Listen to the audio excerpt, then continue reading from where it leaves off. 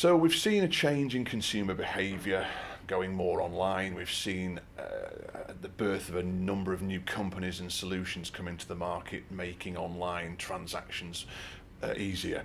So as an advisor, what can you do? Well, I think there's a number of things, and I want to kind of really stress the point here. We're not saying it's one or the other, and we're not saying that digital will replace the need for advice. It's actually the complete opposite. We believe that advice is still king. Consumers will always need advice, perhaps not always all the time and for every piece of transaction and piece of advice.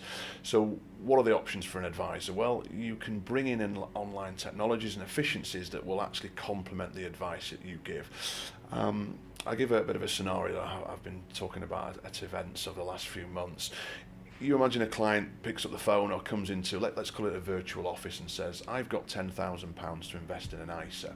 You go back 5 years and the obvious answer would be, great, let's talk and let's do advice, and commission would be through the product in the normal sense. Since RDR and a change in remuneration, this is not always going to be the practical solution. So a number of advisors have told me that actually it's just not economical for both them and the client to give face advice on an ISA, for example. So the option for the consumer really, I see it as threefold. Number one is advice, and some will still take advice and be charged accordingly, and that's fine. The second one is actually to be offered the ability to do some of the groundwork and thus save some of the time and costs. So for example, go to an advisor's website, use some basic algorithms, do some risk profiling, even select some funds and then seek advice, because what you've done there is you've removed some of the legwork and enabled the advisor to actually give advice after some of that initial work has been done, and hence it may not be the same sort of price to do that.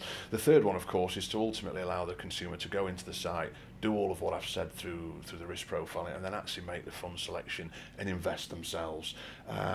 That's already happening, and what it does is gives the advisor that option to say to the consumer, I can give you advice, I can give you a halfway, or I can let you do it yourself. But at the end of the day, the consumer is still getting a service, the advisor is still giving a service, and actually the advisor is still getting remunerated.